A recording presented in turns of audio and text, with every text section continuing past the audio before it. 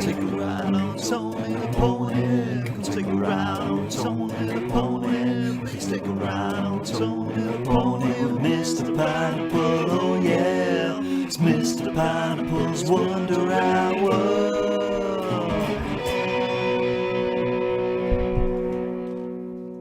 Hello and welcome to Mr. Pineapple's Wonder Hour, the show where we talk big pineapples, small pineapples, hairy pineapples, and everything in between. I'm your host, Tony the Pony, and with me, as always, is the one and only, the incredible Mr. Pineapple. How are you, Mr. Pineapple? I'm good, other than a few technical issues trying to get the goddamn microphone to work. But we've sorted it. You know, and I had this weird guy come to my house earlier. Oh yeah? What was his name? He looked like a donkey. A donkey? Yeah. I can't be doing them donkeys, mate. No. Coming to my house, using my printer, taking presents. Fucking hell, you got the donkey a present? Liberties. Bastard. But yeah, we did break the social distancing today, didn't we? We did. You know what? Fuck it. Fuck Boris Johnson. I'd fuck Boris Johnson. I wouldn't. Just to see his hair flop about. He's got a kid, hasn't he? He gave birth the other day. My kid. Wow. Mr. Pineapple and Boris Johnson had a baby. Beautiful. Boris Pineapple Jr. Yeah. I think that's how names work. Well, how's your sobriety going? Oh, it's shit, innit? Shit, yeah. Yeah. 18 days as of today. It's good, though. It's good. Yeah. And I made a decision the other night, to be fair. To do more cocaine. No. So I was thinking, I've been drinking a lot more when we've been in quarantine. And I don't know why, because I'm just drinking alone, you know. Been there. Just on my bill. Heather's pregnant, so she can't drink, and she don't drink anyway. It's just a bit boring, you know. So I've decided I don't know whether to go full sober like you. Don't do it. Or... Don't do it.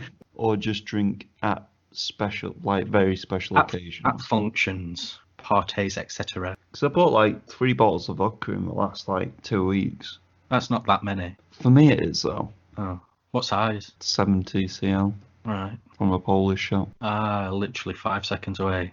Yeah. That's the finished one. And then you're like, quick, need another. Well, the 24-hour shop's like only a minute away from you. Yeah. To be fair.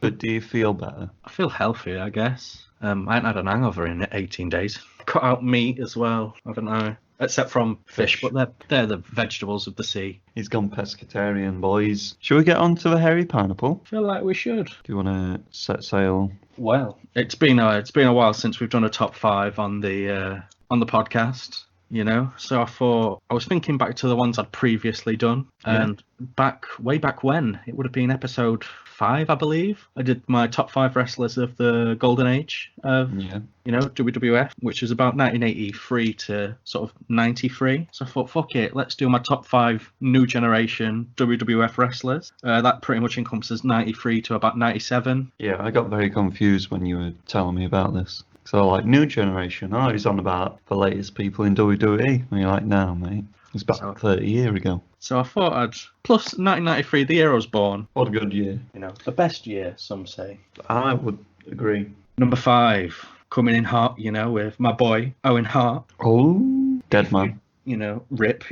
If you wanted probably the most competent performer in terms of consistency, throw Owen Hart on a show. I mean, he'll just get a good match out of any fucker. He was involved in a lot of great storylines at the time, especially against his brother, Bret Hart, when Owen Hart turned heel on him, which was wonderful because I'm not a Bret Hart fan. Oh, you're not? No, not at all. Just everyone go and watch WrestleMania 10, the opening match between Bret Hart and Owen Hart. Technical masterpiece, really. WrestleMania 10's a stellar show overall, actually. What's the main event? Bret Hart versus Yokozuna. He's in 2 matches? Yeah, because he won the Royal Rumble, you see. Ah, right. Well, he co-won it with Lex Luger. Co-won a Royal Rumble? Yeah.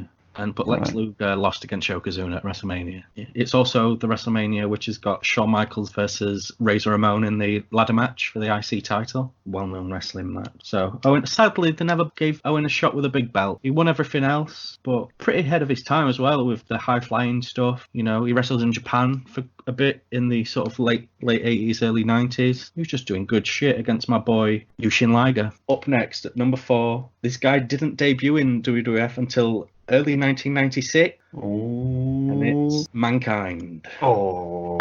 Mick Foley, you know? Yeah, man. It was a weird time for WWF in that sort of 4-year period because they weren't doing very well. They were losing against WCW an awful lot, so they sort of took a chance on some guys. You know, Mick was in ECW at the time, and Jim Ross had to convince Vince, that's a weird sentence to say, to sign him really, because he weren't sold on him. But with signing this character, you could see the Attitude Era sort of coming along. You had a lot of hardcore based kind of matches. Basically saved WWE, didn't he? Well, Stone Cold did, but yeah, I just mean with the Monday Night Raw. Oh yeah. Bloody Tony announcing that. Not you, the announcer. I was like, what? I was there. But yeah, Mankind, he had some great matches. A particular favourite of mine is against Shawn Michaels at In Your House, whatever it's called. I can't remember the name of it. Mind Games. Because Mick Foley's Mankind was a psychological kind of character. And we'll be talking about In Your House later. Yes, we will. That's just a great match and part of some great feuds, some great stuff. And I'm fairly certain that Mick Foley will be mentioned in my top 5 Attitude Era Definitely wrestlers at some point. He's got to be, hasn't he? In at number 3, it's not really a surprise to anyone. It's Bam Bam Bigelow. I love the man. He should be in everyone's top 5 everything. He's great. Like, again, much like Owen Hart, he never really got a chance to shine with a big belt within the company. And he left in 95 or 96 because there was some trouble backstage and that. But he went into ECW and just tore shit up there. Some stellar matches. But he headlined WrestleMania 12 against Lawrence Taylor. But anyway, Bam Bam Bigelow. He was just a good egg. So agile he's my favourite big man, I'd say. He's dead as well, isn't he? Yes. All my favourites are dead. I wish I still had my Bam Bam wrestling figure as well, but I sold them all way back when. Literally thousands of pounds worth of wrestling stuff. Sold for 70 quid. What's wrong with you, mate? I don't know. Was that to fuel your drug habit? No, I was like 15. To fuel your drug habit? In at number 2, everyone knows I'm a big fan of this man. He's often Goldust. on my... Goldust. It's Goldust. Yes. How did you know? Just because you said everyone knows I'm a fan of this man, I'm like, well, I think he was at number 1, so I'm going to go with Goldust this time. Yeah, he's, again, much like with Mankind, he sort of helped usher in that sort of Attitude-esque type feeling, you know, with his bizarre sexuality and all that kind of stuff. A bit less child-friendly, shall we say, character-wise. And just a competent performer. All round, brilliant. I love the character. Even now, he's amazing. He's like in his 50s now, and he's having his best matches in his life in AEW. It's fucking ridiculous. That first match against his brother, fucking mental. He's a good egg, man. I wish I had my Goldust figure still. I'm gonna have to just rebuy them all, aren't I? But I'm sure everyone can guess who number 1's gonna be, and it's, you know, the sexy boy, the Heartbreak Kid, Mr. WrestleMania, the showstopper, the main event, Shawn Michaels. I feel like nothing needs to be said other than, you know, he was a prick, still is a prick, but damn He's a me, born-again Christian now. still a cunt now. But damn me if he's not the best wrestler that's ever set foot in the squared circle. Just go and watch some of his stuff. He won 2 Royal Rumbles back to back, 95 and 96. He was the first person to win a Royal Rumble after entering at number 1. He had the insane ladder match at WrestleMania 10, which I mentioned previously, against Razor Ramon, who was on the short list for the top 5. He had a rematch at SummerSlam 95, ladder match against Razor Ramon again, just wonderful. His Iron Man match against Bret Hart at WrestleMania 12. Would you say he's got the best retirement match? Yeah, no, because he came back. He came back and sullied it because that sweet blood money. Shit. Sweet blood money. There's a photo that I've got of that match where the Undertaker's, they're all on the outside of the ring and the Undertaker's like throwing him into the announce table and they just look so old. It's hilarious. It might be my favourite picture of all time. I'll send it you later. Shawn Michaels, man. He got injured in 98, so he didn't really see in much of the Attitude Era, but he was sort of at the very start of it, you know, with Degeneration X, with Triple H and stuff. And again, sort of helping to usher in that new era, you know, the sort of branching period of in between the sort of cartoony family fare to the more raunchy, hardcore kind of product. You know, he just put on some good matches, man. He's the best. He is. He's not going to be in the next one, but in Shall the... do my list quickly. Oh, go on then. So, number 5, Bret Hart. But I really do like his SummerSlam match against Bulldog. So. Yes, but that's from 1992. That's not this era. I know, but I haven't really seen Owen Hart, so... I do like the Hart Foundation when they turned heel, actually, in the 97, with Bret Hart as the leader. That's pretty sick. Number 4, Goldust. Beautiful choice. He's a fucking the crazy man, isn't he? I love him. Number 3, Undertaker. Oh, yeah, don't no. You've got to, like, respect him, though, haven't you? I respect him, but him shit. Yeah, he's overrated, but... I really don't see the appeal. I just think the way that he's carried the character. The character's good. Just lazy until about 99. But number 2, Mankind. What a fucking... I love Mick, you know. Have you read his autobiography? I have not.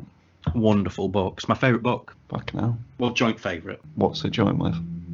High Fidelity by Nick Hornsby, about a record shop. Very nice. It got it made into a film in 2000. Great film, would recommend. Mankind is a lad, isn't he? I'll lend you the book. I know you don't read. No, I can't read. And it's like 700 odd pages long. That'll take you Fuck that. 3 years, yeah.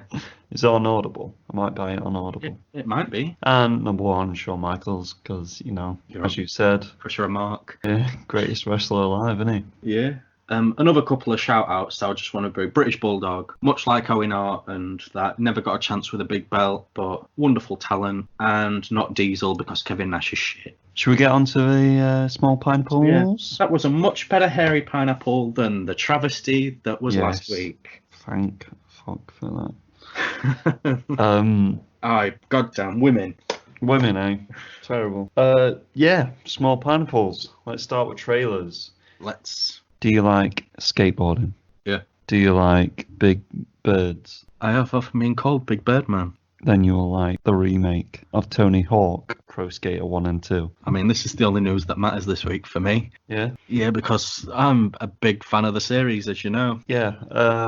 Tony Hawk Pro Skater 1 and 2 is being remade by the same guys that did the Crash Bandicoot and Insane trilogy remake. So, you know it's going to be good. It does look pretty though, doesn't it? It does.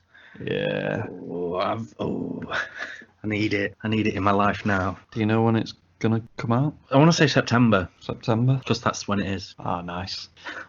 Everyone knows Tony Hawk Pro Skater 1 and 2. And 3 and 4 and Tony Hawk's Underground and Tony Hawk's Underground 2 and American Wasteland.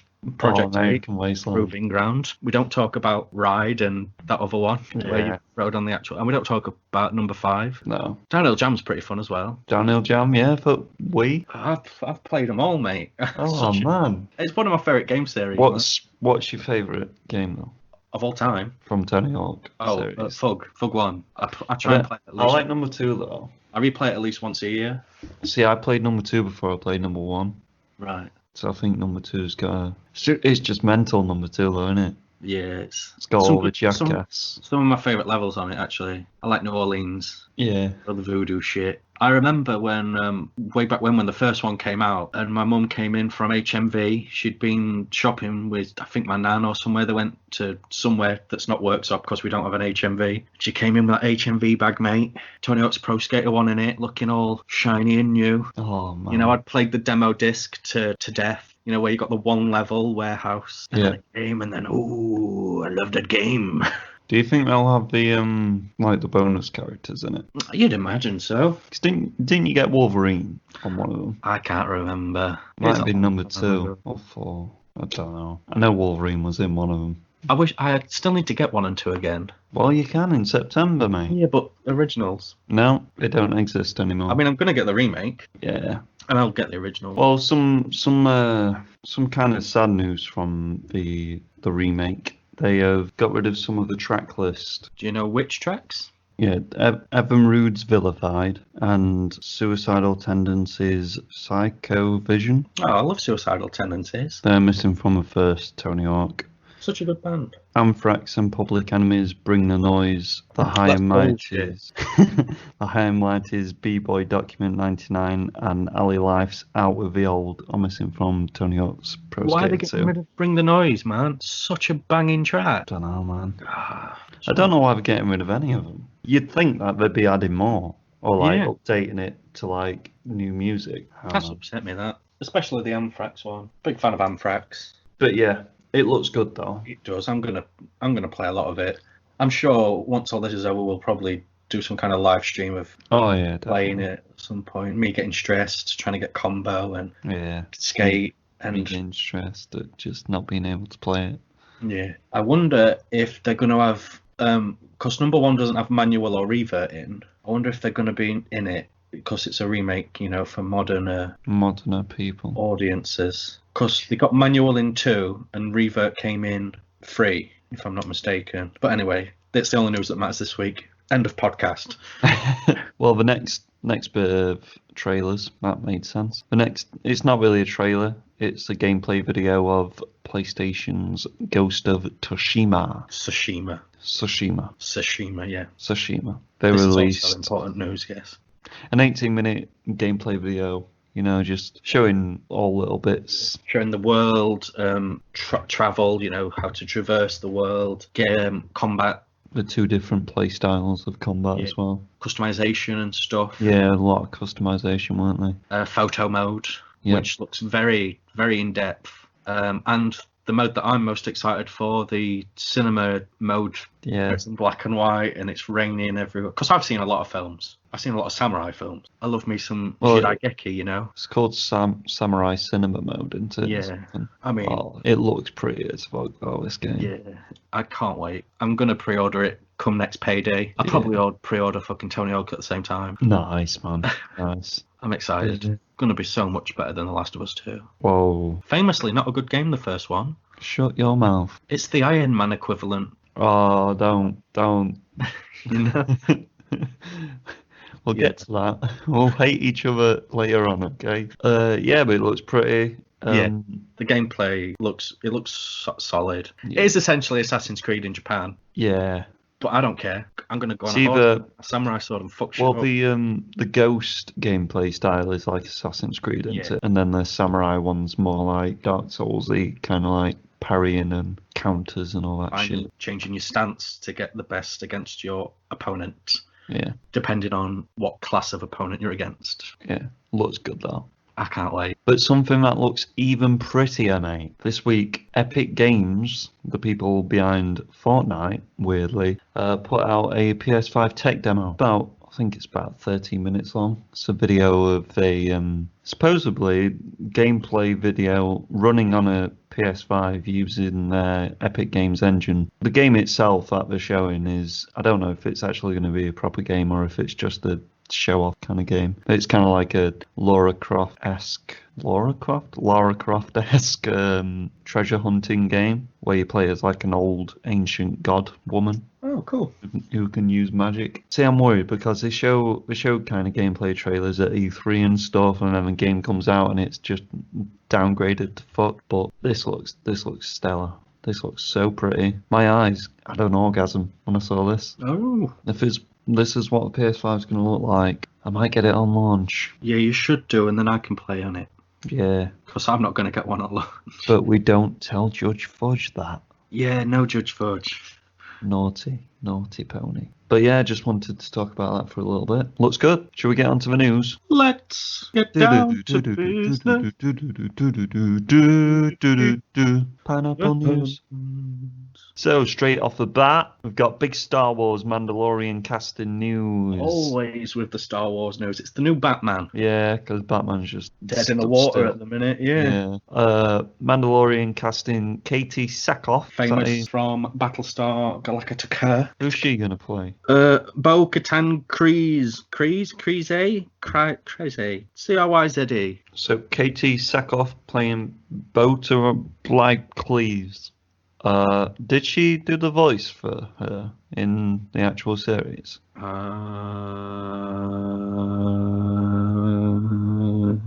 Yeah. Oh yeah, podcast. Yeah, we need to use vocals. Yeah. Well, I haven't watched any Clone Wars. Who is this character? Is she any good? She's alright. She's the sister of what is the sister's name? She literally died the other day. Oh, spoilers. Yeah, I don't care. Well, she's a lieutenant in the Death Watch anyway. Yeah. She's a Mandalorian. Oh, is she? Another Mandalorian. What is her sister was the fucking Chancellor of the Palpatine. thing, who was in love with Obi-Wan, and he was in love with her. Oh, I know who you mean. Yeah. Oh, fucking Duchess, what's her name? Satine. That's the Satine. fuck me, man. That Fucking took way hell, too mate. long. I did. My mind has gone to shit since I've stopped drinking. Get some drink down here. I'm guessing they're just gonna cast all the fucking Clone Wars like main characters. Yeah. Timothy Oliphant's been cast as someone, don't know, but they just added him to the cast. He's got to be a villain, that. Do you think, or play a good cowboy? That I've one? not seen a lot of The Mandalorian yet. I've only seen the first 2 episodes. Yeah, I think he's just gonna be another bounty hunter. But I know that within the show they've got all these guest stars, like big stars, and they're only in like very small bits, which will annoy me. Yeah, he'll just be one of them, won't he? I think most of these characters will, to be fair, that are being cast. I think Boba Fett will. I think Boba Fett will just be in this for like a little bit and then be in season 3 for a much larger role or something. But speaking of Boba Fett, the actor has been rumoured to be playing Boba Fett and Captain Rex from Clone Wars. Excellent news. Is Captain Rex a cool character? He's a lad. Is he a lad? Yeah, he's just pure lad. Nice. Well, he's been rumoured to play Commander Cody as well. So he might just have 3 roles. Because obviously they're all clones. Last bit of Mandalorian news. Sabine Wren is now rumoured to be in it. She's from some animated thing as well. Rebels. Don't know who it is, but yeah, Rebels fans will know. Last bit of Star Wars news. The head writer, Matt Martin, has come out and addressed the controversial basically like plot holes and stuff and continuity in the Star Wars universe, saying that none of it really matters because it's all fake. Classic. And he's the head writer on these films. It don't matter, mate, because it's all fake anyway, just like every film. Yeah. It's just his excuse for making shit films, isn't it? It is. It's a sad... Have you seen episode 9 yet? No. Oh, mate, don't. But don't. Well, next bit of news is staying on the train of Disney. We had news last week of the female reboot of Pirates of the Caribbean. Yes, we did. Yes, with Karen Gillan. Now they're debating whether to stick Captain Jack in it. I just don't even. Don't make sense, does it? If we're calling it a Pirates reboot, and then they're just going to stick Captain Jack Sparrow in it. It's nonsense. You know what they should do? They should bring back bloody who plays Gamora. She's in the first Pirates of the Caribbean. She is. Zoe Saldana. They should have a little team up of them two. What they should do is don't make any more. Could do that as well. Or a TV show would be cool. Or an animated TV show. Shit could get weird. It's gonna be shit. I like the first Pirates film. It's a shame they went downhill very quickly after that. I like the second one. I like the music of the second one, as we said last week. Do you not enjoy Davy Jones? He's alright. Cool though, isn't He's alright. he? It's cool. He's alright. That's it for Disney news, but guess what? There's a new Star Trek coming out. Yes, continue. Yeah, no one likes Star Trek. We're not big Trek fans on this podcast. We prefer our stars to be warred, not trekked. Yeah. So I don't prefer any stars, to be fair. I think they're both shit. Shut up. You dickhead. I'm going to get strung up. I've just angered millions of people in the world. Next bit of news, Ghibli film. Yes, the next Hayao Miyazaki Ghibli film is years away from completion, according to the director himself. It's taken him 3 years to make 30 minutes of it up to yet, so let's hope he doesn't die. Yeah, that'd be because he's an elderly man. Mate, he's not going to finish that film. It's one of my favourite directors, man. It's never going to be shown, just like the New Mutants. That's never going to... But yeah, got a few years left to wait for the anime fans there, the Studio Ghibli fans. But yeah, that's never going to be filmed. Never going to be made. Completed. That's the word. You shut your whole mouth. Next bit of news. I will end you. But yeah, Luca Guadagnino. That's not how you say his name. Is helming the new Scarface. I'll just watch the old ones. Yeah. Who do you think they'll cast? Who do you think? As Tony. Yeah. You. Oh. Or Charles Dance. I'm just trying to think. Maybe Oscar Isaac. He's in everything, isn't he? Yeah. Imagine him with scars on his face, though. Loads of cocaine. He's in some sort of gangster film. What's that film? Most Violent Year. That's set in like the 80s in New York about stuff. I think Oscar Isaac could do a good. I think they'll cast Will Ferrell. Maybe they'll make it gender bended. Maybe. Cast Rodriguez. Michelle. Next bit of news. George Miller won't de-age Charlize Theron for the Furiosa prequel. Yes, he's just going to cast somebody. That's pretty much all we could say on that so far. Who do you think he'll cast? Anna Taylor-Joy, as was being speculated. Fair enough. She's a good actress. She's going to be in the New Mutants. She's in the New Mutants.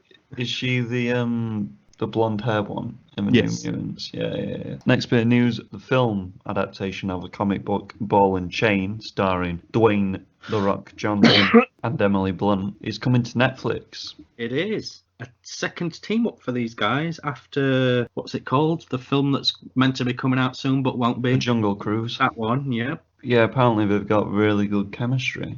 I think Jim from the office should be very scared. And Dwayne The Rock Johnson's wife. Yeah, whoever that is. Lauren is her name. Lauren The Rock Johnson. Lauren Maivia.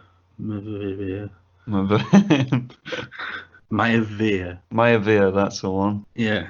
Rocky Maivia. Oh, he was around in the new generation, but didn't get good until like 97. Next bit of news. Avatar's budget for the impending sequels has been rounded up to $1 billion. It's not gonna make it back. No, it's not. Maybe it'll make a lot of money on the first film, the first sequel that comes out, but everyone will realise after that, fuck me, these films are bad. Yeah, just no one cares about them anymore. The first one. It's like, it was a very big People thing in go and see the 2009. second one. No one talks about it anymore because it's not good. It's been done better. Pocahontas. Dances with Wolves. Mm. The Smurfs. Arrested Development. Yeah. Nice little reference for the fans of Arrested Development there. Tobias, what a guy. Tobias from Gay. That's mental. Wow. 1 billion. It's 1 fucking billion. Suck my dick and call me Fred. some big deaths this week. Last week it was all the music stars, the musicians. Yeah. This week we've got a lot of comedy icons that have passed away. Firstly, Jerry Stiller, father of Ben, has passed away at age 92. That's a good age though. A good age, yes. Wonderful comedy actor. He had a wonderful comedy partnership with his wife, who passed away in 2015. In the 60s and 70s, they would like mainstay of the sort of comedy circuit. They went on all the talk shows, they did radio shows and what have you. They had sitcoms together. But then in the early 90s, he came back into prominence, in the world when he was cast in Seinfeld. Hey. As, Frank Costanza, my favourite character in the show. He's the dad of George Costanza. Just wonderful fucking actor, man. Hilarious. That family, they have produced some funny people, haven't they? Yes. And after that finished, he was cast in is it King of Queens as well? Oh, yeah. He was the dad of one of the people there. Also starred in quite a few films. He was in Zoolander with his son. He's in Anchorman 2. Just a pure comedy fucking ledge. Yeah. And speaking of comedy ledgers, this one cut me deeply. Yesterday, Fred Willard passed away at age 86. Aye. Literally just last week we were just talking about him because he's in the Space Patrol show that's coming up on Netflix. Most people probably recognise him. He's in fucking Everybody Loves Raymond. He plays Amy's dad in that, and he's in Modern Family as well. He was Emmy nominated for that role as Phil Dunphy's dad. But I love him in all his film stuff. He's just a comedy lad. He's in a lot of the mockumentary films, like This Is Spinal Tap and what have you. Nice. Just a funny lad. And he's in an episode of Community where he plays Pierce Hawthorne for that one episode. Just good egg. Good egg indeed.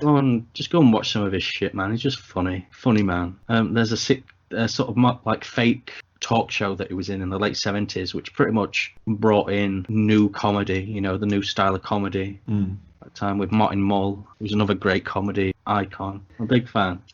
Lynn Shelton's passed away at age 54. She is best known as a writer-director of a lot of mumblecore type films, did a lot of work with the Duplass brothers, if you don't know if you're a fan of them, Jay and Mark. Yeah. But she's directed a lot of TV shows as well. She did a lot of Glow, which I'm a big fan of.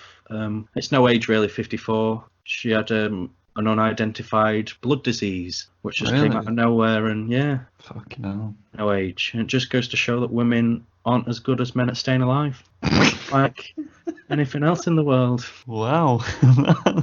But yeah, That's like a turn. she made a lot of wonderful films. Go and seek them out. That's Lynn Shelton. And the last death is Marty Pascoe. He wrote the Batman animated TV show and Batman: The Mask of the Phantasm, two great animated properties there. It just says that he died of natural causes, age 65, which is not great, is it? No. I'm a big Batman fan. You are a big Batman fan. The Mask of the Phantasm is my favourite animated Batman film. So Is it? yeah, big fan of that. Big fan. So yeah, we're all sad, and rest in peace, you beautiful people. Shall we get on to the infected pineapple, which is coronavirus? You know, last week we had just deaths, and week before that we had just news. And guess what it is this week? Just news. Excellent news. It's going in a weird pattern. First of all, we've got Comic-Con. San Diego Comic-Con announced Comic-Con at your home. Don't know how this is going to work. Don't know if they're giving privileges to people that have already paid for tickets, because they obviously show locked down trailers that no one else can see and stuff, and they always get leaked. But I don't know if they're just gonna, just show them anyway to everyone. I have a feeling that they'll all get refunded, and it will just be an anyone can view experience. Or they might make you pay, don't know. Or donate to some charity or something to view. That'd be a cool thing, I guess. Yeah. I always love the new stuff that comes out. I get excited. Yeah, even though we shouldn't, and it's just all a hype game. Yeah, but I do. Yeah, And every year. We're just waiting for that Marvel Hull H to announce, X-Men and that. Announce Emily Blunt in Fantastic Four. And John Krasinski. And Zac Efron. Yeah. And whoever I picked as the Thing. I can't remember.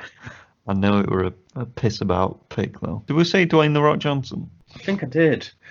But yeah, Comic-Con. Cool. Next bit of infected pineapple news. We've got Marvel films and the films like The Batman being given permission to resume shooting in the UK. But I know for a fact The Batman isn't resuming shooting. That's been announced. Don't know why. Probably because of being smart. I'm not really sure of anything else that's actually resumed shooting, but I just know they've been given permission to now. Okay.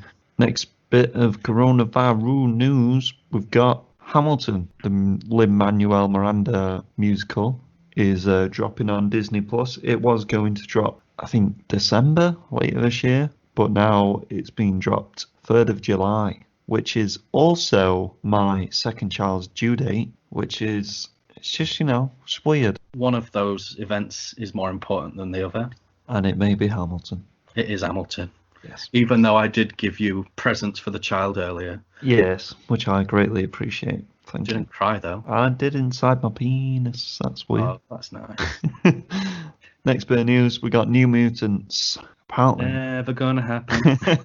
It's coming out in August, though, mate. It's not gonna. But apparently the version that they've said's coming out is the version that we showed to test the audiences way back when. Right. And when I say way back when, it's 2 years ago.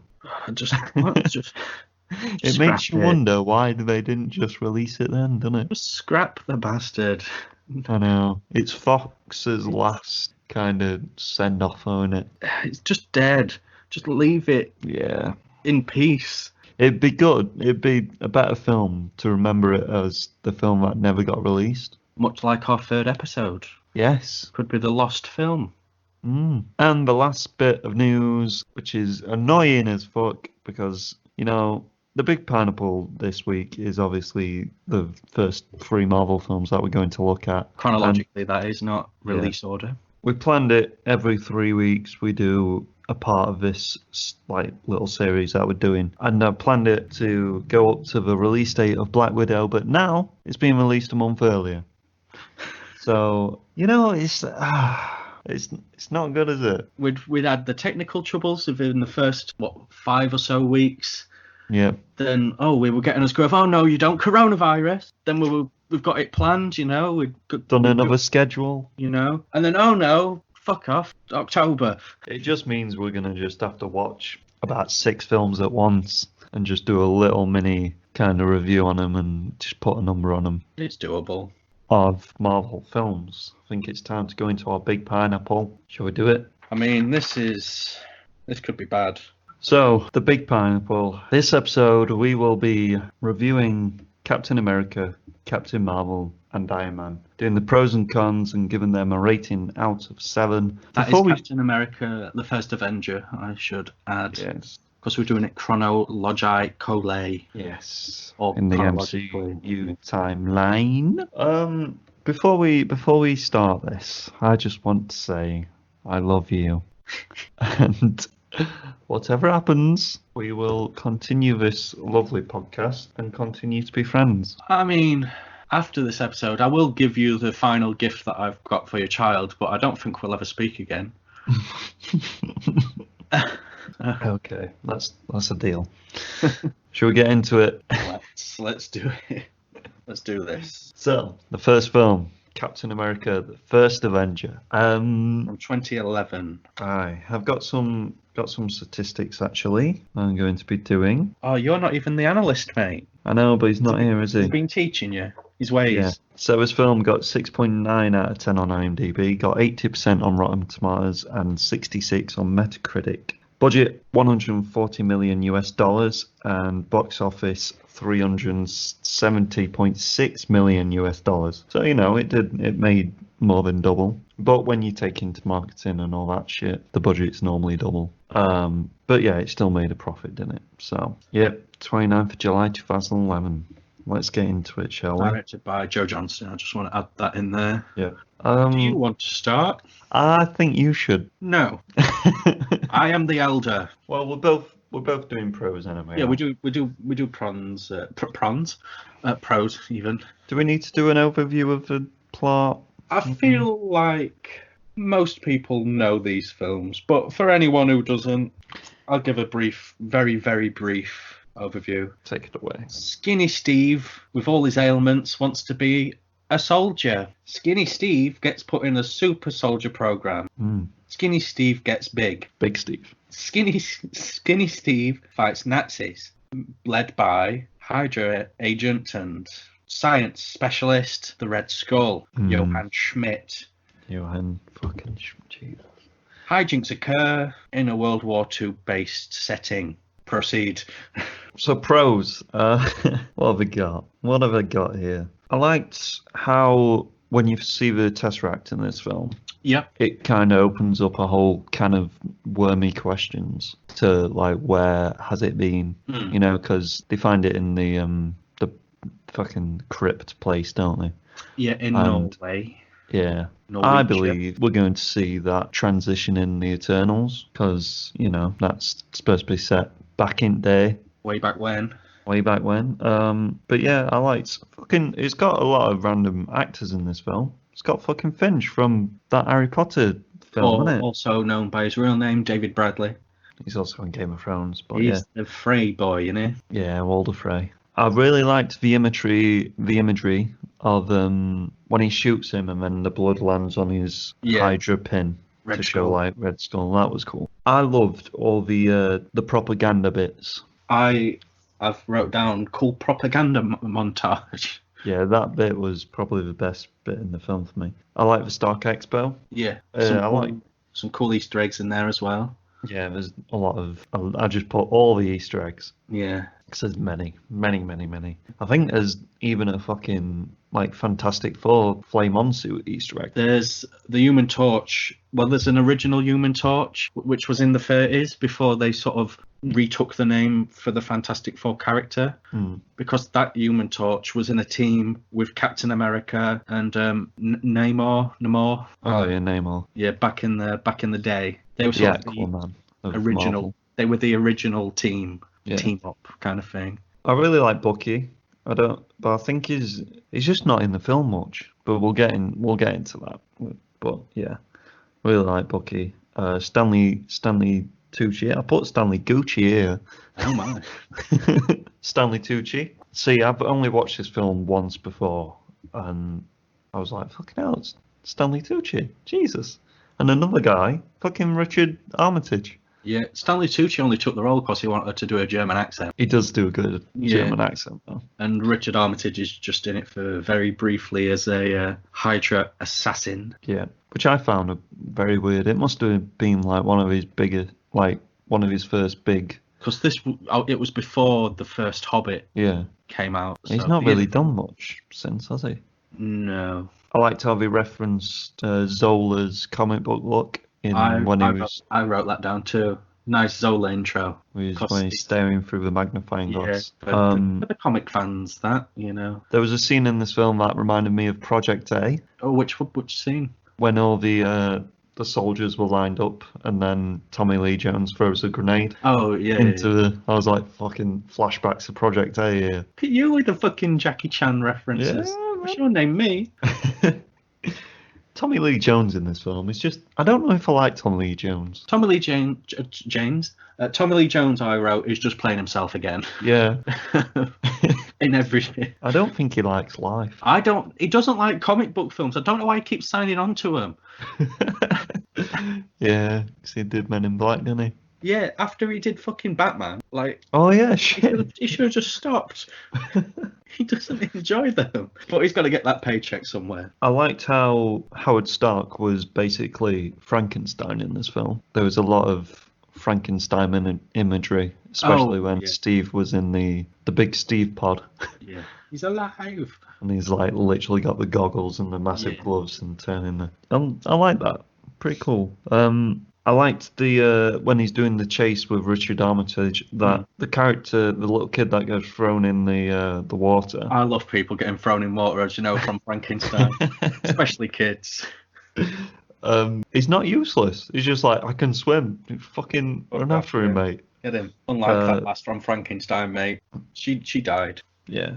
Straight away. She was like that far away from the fucking land. She could have just reached and grabbed it. I like Cap's character development in this film. That was one of the big things that I liked, and I like that he gets his charisma from he's doing the fucking Captain America acting Yeah. propaganda thing. You can see his charisma developing to what it is now with all these fucking one-liners and shit. They did the comic book reference of Captain America punching Hitler. Yeah.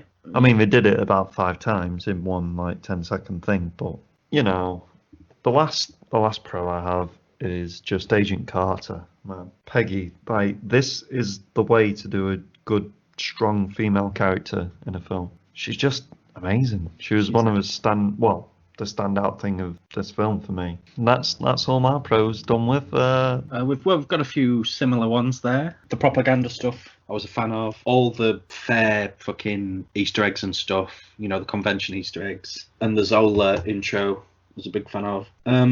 I really like when he gets the Tesseract in his hand for the first time, and he says, while Hitler's off trying to find trinkets in the desert. That's a nice Raiders of the Lost Ark reference. Oh. And I was like, yeah, imagine if they're in the same universe.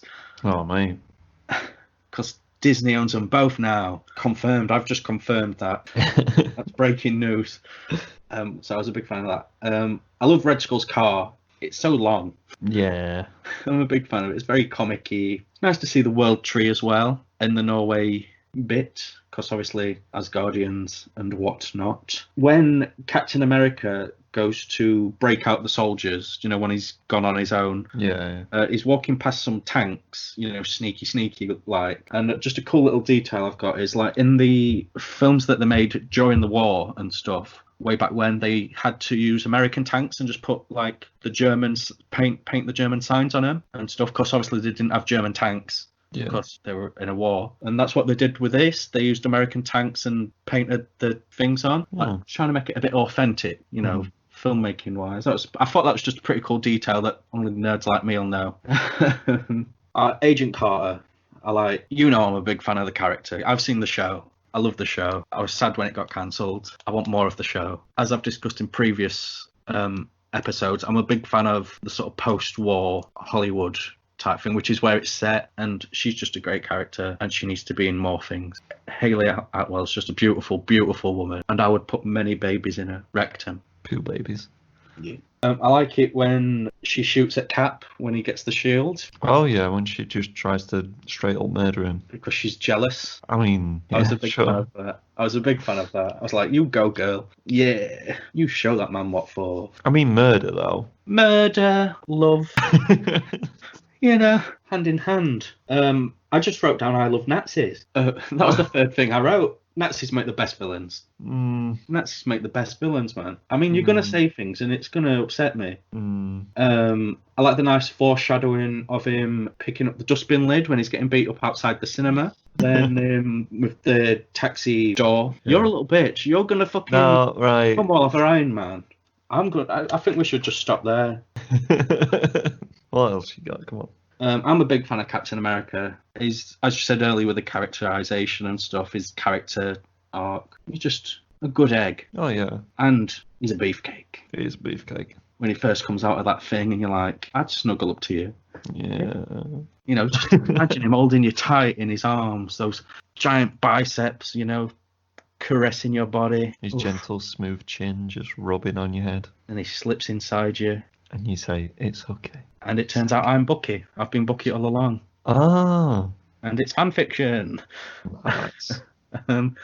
Yeah, I'm a big fan. Chris Evans is perfect in the role. Yeah, definitely. It's great casting. I'm a big fan of Chris Evans. I'd put babies in him. I would. And Haley Atwell. We'd have some weird trio babies.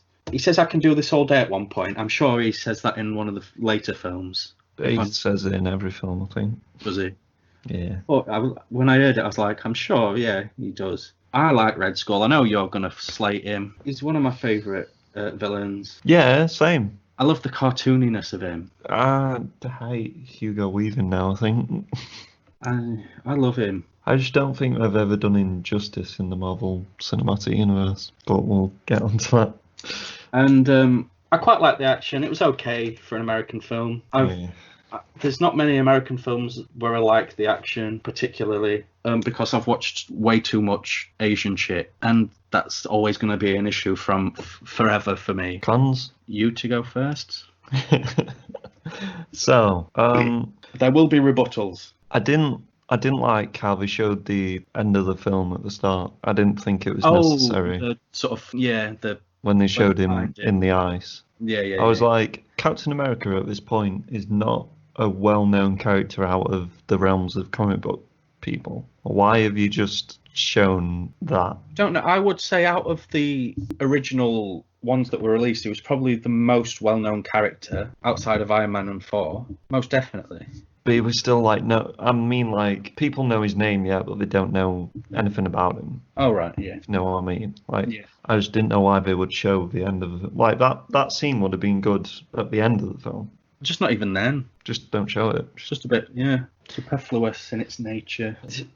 Right, Hugo Weaving. I love the man, but I think in this film you can just tell that he hates doing it. He did go on record saying he hated it. And I just didn't like him. I didn't like the whole Bond villain-esque kind of mountainside lab. And I loved it. It's what it was meant to be. It's pulp. It's pulpy fucking awesomeness, man. It's what it is. It would have if it was done good. Shut your fucking mouth. I liked him in the first scene where you were like, shooting Finch and Ed and stuff, and then it just went so downhill from there. I like the look of the Red Skull, but like I said, he's one of them comic book villains, and Marvel has this issue. He's one of the standout villains that Marvel actually have, but they haven't done him justice. Yeah, they just like Doctor Doom. They have villain trouble, yeah. In most of them, really. I won't get too much into it because it's just going to be a shouting match. The thing with Marvel is there's lines, right, that keep coming up, like you said, I can do this all day and all that shit. Yeah. And when he says, how can I, you took all the stupid with you or something to Bucky. He says that in fucking Endgame or something. Oh, does he? And I'm like, he wouldn't remember that. That's not a pinnacle moment in his life. Like, it's with the on your left thing. That yeah. watching I hate because that obviously scene. these films didn't come out in the order we're going to watch them. I know later on there's going to be lines where I'm like, oh no, just because of Endgame. When they're describing Johann's like backstory and Yeah. stuff, it's like it reminds me of the Voldemort scenes from Order of the Phoenix that Judge Fudge was on about, where he's like making weird noises and he's got a really terrible background behind him and stuff. There was a lot of that going off. I don't remember that Harry Potter scene, so any Harry Potter kind of thing's going to go over my head. Yeah. Well, I- I just don't think it looked very good.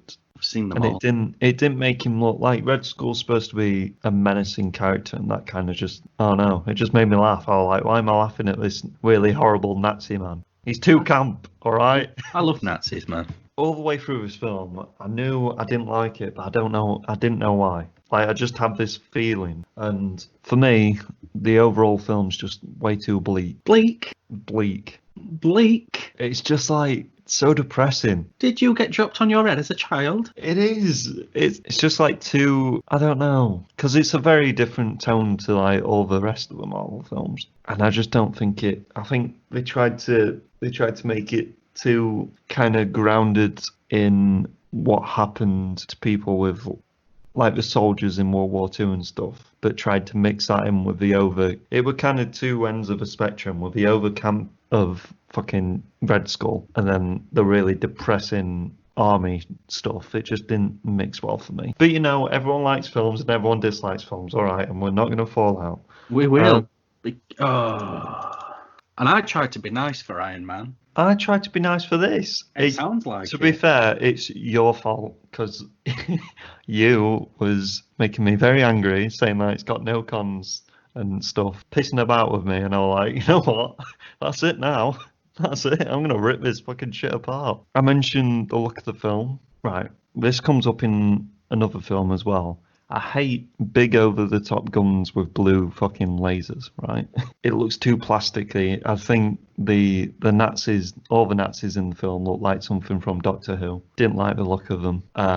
They're not necessarily all Nazis though, because Hydra's sort of Well, their own thing. the Hydra officers, I Plus, guess, you know, soldiers and that. He went and killed them Nazi boys. He did kill them Nazi boys, didn't he? If anything, he was the hero of the piece. Maybe. I think this comes down to like Captain America's backstory and that, but I think the risk that Stanley Tucci's character takes is a massive one. I know that he chooses him because he's got a good heart and stuff, but in this film they keep hammering on that he's weak and that. And I'm just thinking like a weak man can be, if he gets all this power, he could be like fucking power mad. They should do it. Maybe that's going to be one of the what ifs. Maybe. Evil Captain America just turns into a Nazi, starts killing everyone. Well, there is super soldier serum villainy-esque type things in future films we will be discussing. Yeah, and there's the super soldier serum, the Russian version for Black Widow. Yep. It's David Harbour's character's thing in it. I just didn't like the atmosphere of the film. It just didn't grab me, you know. I loved it. I know you Still did. loved it. I think it's a very slow film. It's very slow for like getting Cap to being Cap. That's the trouble with most origin stories. I know, but I'll compare it to a film later on. But it did take a while. It took like an hour for him to even become Big Steve. That's not true. I'll finish there, I guess. You got any more? I just got me screaming about everything looking bad. But overall, I love Captain America. I'm not saying I hate Captain America because I love his character. I just don't like the look of it. It's basically the look of this film and the portrayal of Red Skull that I hate. Let's do your cons. Well, before we do cons, I just want to you were mentioning the bunch of males that were in it, you know, just like famous. Just want to bring up, there's so many women in this as well that before they were sort of famous. It's got Jenna Coleman in, who went on to be in Doctor Who as one of the sidekick people, whatever they're fucking called. Oh, yeah. Natalie Dormer's in it. Is she? Yeah, she's the woman who was kissing Cap when Peggy gets all jealous and stuff. Oh. Laura Haddock plays the autograph collector who goes on to play Quill's mom in Guardians of the Galaxy. That's weird, because that might be the same character. Well, James Gunn has stated that she's the grandmother. Just as a cool little... It's not intended, obviously. Yeah. But there's one of my favourite Easter eggs in many films, the Wilhelm scream. Oh, yeah. There's a Wilhelm scream in this where one of the Hydra agents gets thrown off his bike and in the forest, and I just like a Wilhelm scream. I'm a Nice. big fan. Big fan. I'm sure everyone listening knows what a Wilhelm scream is. Oh yeah, You know, by this point at least, you know, it's been around for God knows how long. many years. Yes. But now on to some cons. Natalie Dormer has a weird face. I'd fuck her. No, same, but she has a very weird looking face. She's almost shrew looking. I think she's a very attractive lady. Yeah, but it's weird. Yeah, it is, but it's unique, you know. Unique. Bad. Bad. You have a bad face. You know. Small Steve looked weird. Small Steve looked very weird. And that brings me into that some of the CG doesn't hold up very well, you know. I didn't get into that, but I did have that wrote down actually. In particular, the Small Steve. Too weird, isn't it? You know, you could tell it was, obviously you could tell, it was fake obviously, but you could tell. Especially when they're doing deep fakes now, that look a lot better. Yeah. I mean, but it was 9 years ago now, which is a long fucking time. I mean, it was one of them like massive like CGI effects at the time, wasn't it? It was like, whoa, what the fuck? CG's come along very far since then, but there's still a lot of CG out there in later Marvel films we'll talk about in future episodes. Yeah. And I just want to reiterate the action. Just give me martial arts, kung fu. Give me Hong Kong style action with an American budget. Give me John Wick in World War II. Well, we might get that in Shang-Chi. Hopefully. Depending. Oh, they're gonna. No, it's gonna be. But yeah, that's pretty much it. Oh, Jesus. Right, okay. Well, no, you know, as you said, the opening scene's just unnecessary, really. You get rid of that, you cut a good sort of 5-10 minutes off the runtime. I've noticed that these first films all come like at the same kind of runtime. It's always like 2 hours and like 6 minutes or something. Yeah. And she has a weird face. Fair enough. I just want more. I just want more Agent Carter. That's all I want. Shall I do my summary for you? Yeah, summary and score, or shall we just do summaries each and then score? Yeah, we'll do that. The story and all the character decisions are good. Shame you have to watch this film with your eyes, and this film looks horrible. If I was blind, I'd say this film was a lot better than it was. However, I'm not. Also, fuck you, Hugo Weaving. It's obvious he had no idea what the fuck was going on. Bad portrayal all over. I loved him. Do you want to do your summary? Oh yeah. I just wrote, you know, great pulpy fun, great sense of period, great cast, great characters. Do you want to know how much? Do you want to do your rating first or mine? You go first. You go Weaving first. I've put 3.5 out of 7 pineapple rings. Are we allowed to do point? I didn't want to put 3 because of Birds of Prey, but I can't. I just. So I put 0.5. But I probably will watch Birds of Prey over this. What's your rating? 5 out of 7. 5? Wow, that's generous. I swear down, man. Save this, because I'm going. Shall we move on? From each other? Yes. Let's just agree to disagree, shall we? Our next film is I went into this thinking this is going to be fun. And then I soon realised I'm going to hate every Marvel film after this is over. Having to criticise Marvel films is like having to admit that chocolate just doesn't taste that nice. No, it's not. I'm happily criticise them. Yeah, but they're supposed to be fun films, aren't they? They're not good films, they're just fun films. Some are good. Should we get into Captain Marvel? Let's. 2019. Do you want to do pros this time first? Do you want to do any stats for this one? Oh, shit. Captain Marvel. Got the same IMDb rating as Captain America, 6.9. However, it got 78% on Rotten Tomatoes and 4 out of 5 on Common Sense. Well, that's wrong, isn't it?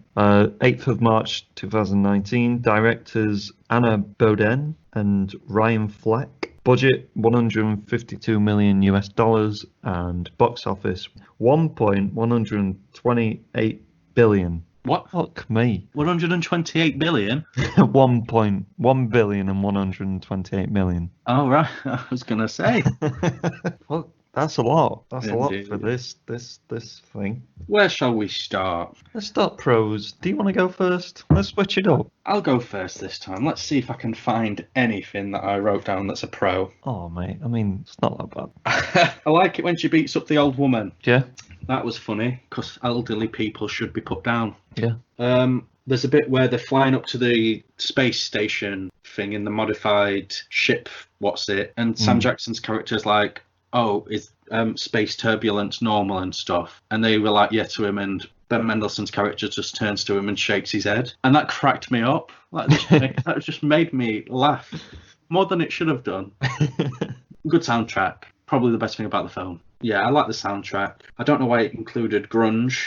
Grunge was dead by 1995 when the film set. That upset me. I don't like Nirvana. I like the Nine Inch Nails t-shirt she was wearing. It had a good sense of place. You know, I was like, oh, yeah, this is 1995 blockbuster video. And then she shoots Arnie's head off on the True Lies standee in the shop. They originally wanted it to be a mask standee, but they couldn't get the license in time because his green face looked Skrull-like.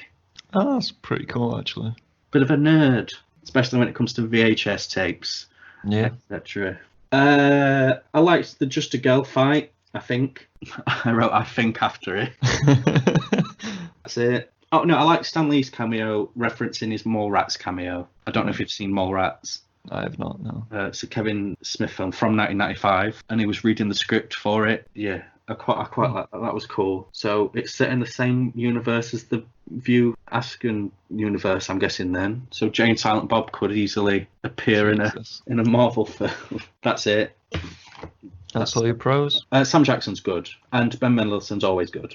Pros. Here we go. Just straight away in the film. Well, even before the film starts, it's got the Marvel logo, but this time it's all the Stan Lee cameos. Oh, yes.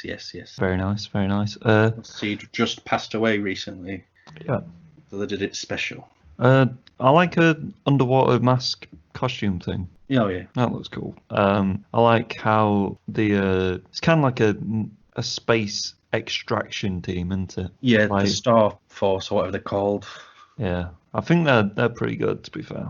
They just seem menacing. Like a team. And, I like a team. I really like the look of the sniper woman as well. She looks cool. Gemma Chan. Yeah. I'd put a baby in her. Yeah.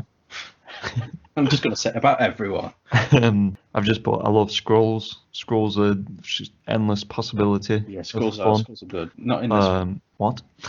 You like this film? I like the Skrulls. I'm gonna like, right, there's points in this film that I really like. Okay. Just gonna say that. I'm going to fucking... Ben's fucking... Ben's great. Ben's amazing. I love his character, and there should be more of his character. It's probably my favourite character in the film. I liked the scene where they were doing the brainwashy stuff on her, and Ben were looking through her memories on the TV screen, and they were like doing the voiceover. I thought that was pretty cool. Blockbuster, you know, Memories. everyone loves Blockbuster. Rip. I've put a pro here, but it's ruined rental shops, but I put a pro here, the Universal Translator, but I found out later in the film that that's one of the biggest hates of this film, because there's a massive, just annoying thing later on. Game Boy Color, nice. The de-aging. nice. The de-aging in this looks very, very good. I mean, there's not a lot of it, but, you know, we give Sam Jackson hair again. Yeah. Coulson didn't really de-aged. Yeah, he looked weird. I didn't enjoy it. I do like it's kind of like a buddy cop relationship between Nick Fury and Coulson, though. I do like that. I put Granny fight, because who likes, you know, punching grannies in the face, and Granny's doing some good parkour moves. Parkour. I really love Nick Fury in this film. Yeah, he's good. I love that we get a lot of Nick Fury in a film, because he's been the like side character who's kind of here and there, hasn't he? Yeah. In the First Avengers. First Avengers is he's in probably a his lot. second most screen time. But in this, he's really good. I enjoy it. I want a Nick Fury film, but I'll get onto that later. I just got a lot of time for Ben. I love him in this film. I love his portrayal of fucking Talon? Talos. I did like Maria Rambeau. I think she's a lot better than Captain Marvel. That's for sure. Yeah, it's just like the loading screen bit where they're trying to get the the USB onto the disc or whatever. Now they're downloading a disc to watch a video. Yeah, that's it. Yeah, and it feels like it's loading because slow computers and that, like your computer. Hey, Aye, at least my computer didn't blow up, did it, and lose an episode? that's true. Twat face. I like the subtle political story of like the refugees and the terrorists. The refugees, yeah. Goose. Goose is a cat. Goose is a cat, but also a Temper- big space demon. Whatever it's fucking called. I can't remember what they called it. I say tamarind, but that's a spice. There are my pros. Should we get on to cons? Let's. Should have been Emily Blunt is the first thing I wrote straight away. I think I'm just a big Emily Blunt fan. And then I just went on a tirade about Jude Law for a little bit. Not a fan. God, Jude Law is shit. Did you not like his character in this though? No, not at all. Yeah, there's that. Yeah, actually, no, I didn't. I just remembered the whole film. Ugh. Grunge was dead by 95. I'm just going to reiterate that. It's overly convoluted for the sake of nothing, and the script is just piss poor. It wastes everything. It's boring, so long. It seemed like it went on forever. So that's what I had with Captain America. No, you didn't. I did. No, you didn't. I did. Ooh. There's a bit towards the end where she's gone full. Full Super Saiyan. Yeah, full. And she's trying to get in the spaceship that's trying to attack the people that are going to Earth. Yeah, and then she gets knocked from the spaceship and she's falling from the sky. Yeah, that looked bad, didn't it? And it looks so fake. Yeah, it looked horrible. I mean, we talk about the CG in Captain America, but this was last year, man. Whoever wrote off on that needs fucking punching in the dick. I get what they were trying to do. They were trying to, like, make it look like a plane kind of, like, free-falling, weren't it? Because she's a pilot, and that. Obviously, it turns back on and flies back up. But there's just the whole camera angle and everything. The acting's not great throughout. I'm a big fan of Brie Larson. Are you? Yeah. Ooh, I'd put a right. baby in her. I wouldn't, because the baby would be annoying, just like Brie Larson is. What? No. Have you seen Room? No, but I don't care about her Oscar-winning film. She deserved the Oscar for that. And she's in a good episode of Community. Yeah, but she's in a bad Captain Marvel film. She's trash. She's shit in this film, though. She's absolute dog shit. The film is garbage, man. I didn't like it. It bored me. And I didn't like it the first time I watched it. I liked it even less this time because I could drink during the first time. That's it. Is that all your cons? Yeah, I don't want to keep going on because it upset me. My cons. I would have liked the Supreme Intelligence idea if the Supreme Intelligence weren't already like a massive character in the comic books. Like, because it's obviously you see him, whoever like means the most, like mentor wise to you, don't you? Yeah. And I just thought, no, you want this big, like, gooey alien, mate. That's what you want. Big CGI alien as a supreme intelligence, you motherfuckers. I put Brie Larson. Oh, she's so bad. Everyone, like, yeah, Marvel's known for its one-liners and the little quips that characters do. Hers is, God, they're cringy. God, they're terrible. She's just terrible in this film.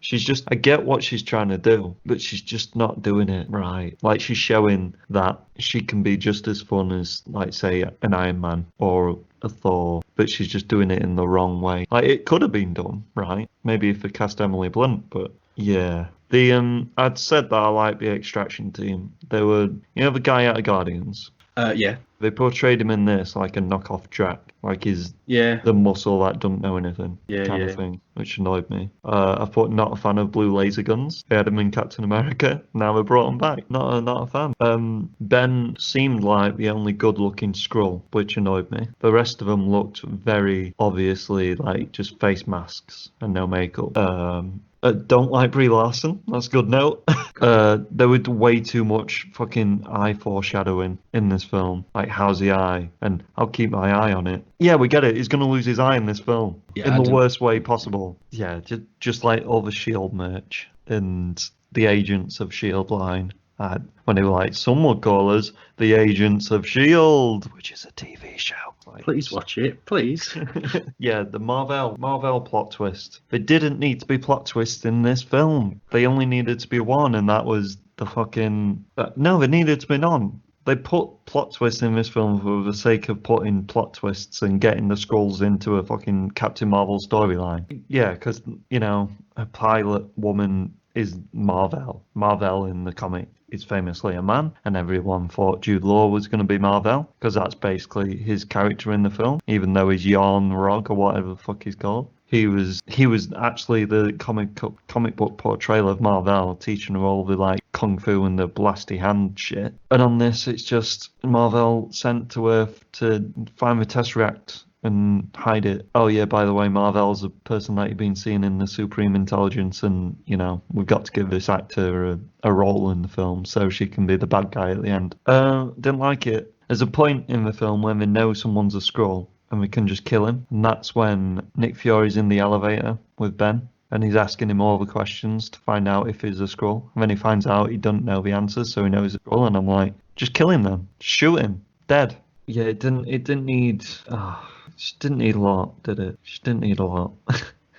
The last Supreme Intelligence scene just made me want to kill someone. Oh, when she becomes full Marvel. Yeah. Yeah. They should have. That was the perfect time to show Supreme Intelligence true form, like the big alien weird thing in the comics. Like when she's found out, oh wait, Marvel isn't. Well, this woman that I'm seeing isn't the Supreme Intelligence, and this woman that I'm seeing is Marvel. Then she should have seen past, because she knows that Supreme Intelligence is bad and is trying to convince her to be on the Kree side. When she finds that out, it should have changed into this big weird monster that's actually mind fucking her. Instead, it's like I said, they wanted to give this actor more to do in the film than just being flashback, so they made her the enemy of the whole film, which annoyed me. In Marvel's spaceship, there's a fight scene, and it's literally 90s in your face. I'm gonna slam you with a fucking pinball machine. I'm gonna smack a lunchbox around your face. Guardians does it right. I'm just a girl. This film does it wrong. Very wrong. Very bad. And then you've got at the end where fucking he's typing up the initiative, and then he sees Avenger on a fucking plane, and he's like, Avengers Initiative. Yeah. That's all my cons, mate. Brie Larson's terrible. Terrible woman. Why don't you like her as a woman? I just don't think she should have been born. Oh, that's nice. Do you want to do your summary? Well, it's not good. Is that it? That's all I wrote. I said this film should have been two separate films, right? There should have been a Kree versus Skrull war set on Earth with Nick Fury and Coulson and Talos, you know. Could have led into the reason why, instead of doing the terrible Guardians of the Galaxy 2 reason why Yondu picked up fucking Star-Lord. They could have easily done it the other way and made Yondu pick him up to rescue him from this fucking war that was going off. Could have plugged that. That would have just been a better film, because I loved all the Kree versus Skrull stuff in the film. I really liked that, and I really liked Nick and Coulson and Talos. They could have just done that and then done a straight Captain Marvel film where it actually follows stuff that actually happens in the comics, instead of trying to shove these two films together and have an excuse to plug, you know, the Skrulls into a film to make the Far From Home post-credit scene make sense. And then I just put Captain Marvel's powers and suits were cool, I guess. Yeah. Good soundtrack. Good soundtrack. What rating did you give it? 2 out of 7. Ooh, fuck me. That's low. Rightly so. Not going to be happy with mine.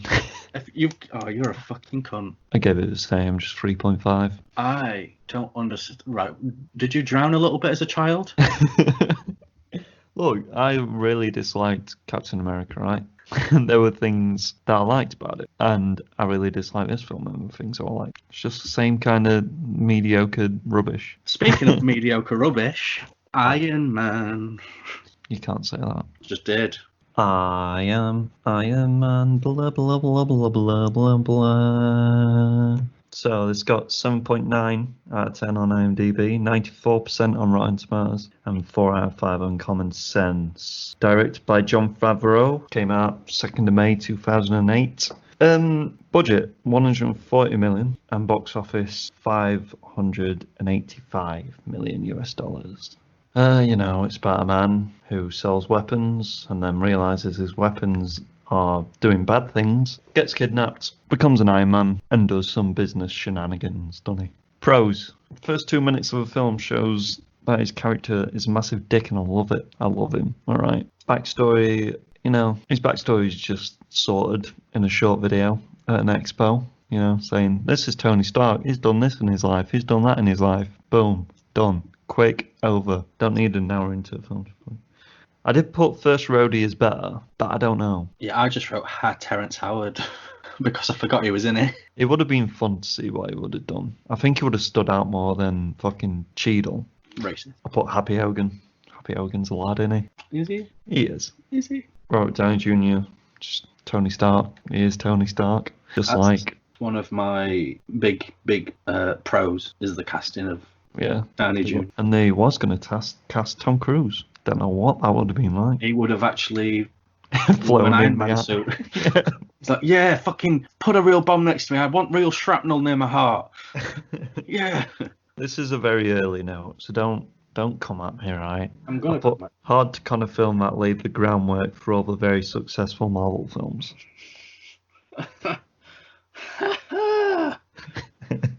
Oh, God. What is that nonsense that you've just spewed? Subtly showing his alcoholism. Subtly? What do you mean subtly? He's drinking alcohol in every fucking scene. Not in every scene. I'll have you know. He starts drinking good old shakes and stuff when he gets out of his little, you know, terrorist kidnapping thing. But it isn't something that characters address directly though, unlike in the next film. You wouldn't think that he's an alcoholic. That's what I'm saying. Well, I would. As General people live that life. He's drinking in the armored car at the beginning. Yeah, but when he's given philanthropist, mate. When he's given the bomb fucking showcase to the army, he's like got the fucking thing that pops up out of one of the things. That's cool, though, isn't it? When he wakes up in the cave, he reaches for a bottle. The guy is like, I saw you at a fucking expo thing, and you were. If I was that drunk as you were, I wouldn't have been able to give a speech or whatever. It's very explicit. But it's kind of overshadowed by all the other stuff that's happening. No, it is. Not if you can read a film. That's what I'm saying. The general audience won't be like, he's an alcoholic, but it's just one of them little things that they brought in from the comics. I'm saying that's good. All right, calm down, mate. No, come after my fucking film. Political points of weapon dealing. Yeah, it's very anti-war, isn't it? Yeah. For a kid film. Yeah, well, it does. It has some pretty gritty, dark moments in it, to be fair. You know, you got Tony's kind of just inadvertently killing innocent people. It's got a really nice way how they set up the Ten Rings and the Mandarin in this film, but it's just a shame in it, and we'll get onto that later. In later episodes. Jeff Bridges, fucking lad. Jeff Bridges should be in everything. That his portrayal of, like we've spoke about villains, and I think he's the best villain out of these three films. He's just a bastard of a man. Like, he wasn't meant to be the villain in the first film. He was meant to be mentor figure villain in the second film, and they were going to go straight up Mandarin in the first film originally, but they were like, we don't know how we can do this, so they just bobbed him on. I'm glad that he is a villain. I just want to meet him. No, I like the fact that he shaved his hair. Yeah, he's weird without hair. That's a con. Later, Coulson. I put Coulson in capital letters. He's a fun little man, isn't he? Oh, you got beef with Agent Coulson? I've got beef with specific lines of dialogue. I like the character in general. The character in general, I like. Only if businessmen were this honest, eh? You know, when Tony's come back and he's like, "We're killing innocent people. We're a bit naughty. I've had a Burger King." There's an Alex Jones ripoff in this film.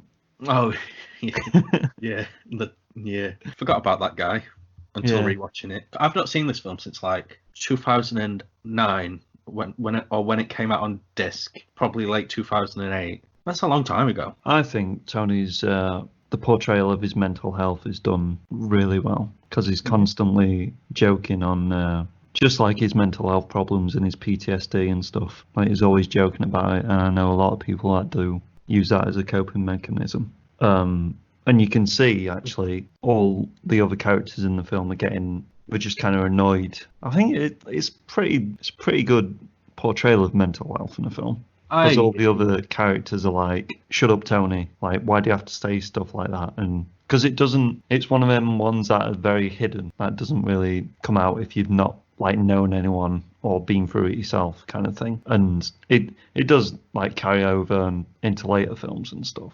But I do like it in portrayal because I know Iron Man seemed as just some people just see him as just a dick, right, and up himself, just arsehole. Yeah. I just put suit up though. You know, the first suit up. Just big dick emoji for that. I like the score of this film. I like the soundtrack. It's no Captain Marvel though, is it? I've just put Jeff Bridges makes me feel so uncomfortable in this film. Gaddafi him. You know when when he throws the like terrorist guy to the pedestrians, the civvies. Yeah. And we all just kind of stand around him with sticks and stuff. I like, good old Gaddafi. Here we go. They got a Whiplash reference in this film that I didn't recognise before, with the name of the two fighter jets called Whiplash 1 and 2. I thought that's pretty cool. And then the last note, the I am Iron Man line has a lot more power in this film because it's kind of a statement of he's not gonna like lie about his company anymore, and you know the man that tried to kill him and the loads of people that they've killed, and you know, for money and that. Unlike Endgame, but we'll get onto that in the last episode of this, shall we? But yeah, they're all my pros. Me to go. You to go. Excellent. I like the crude armor that he makes in the cave. That's my favourite version of the armor. I thought it would be for some reason. Yeah, I'm a big fan.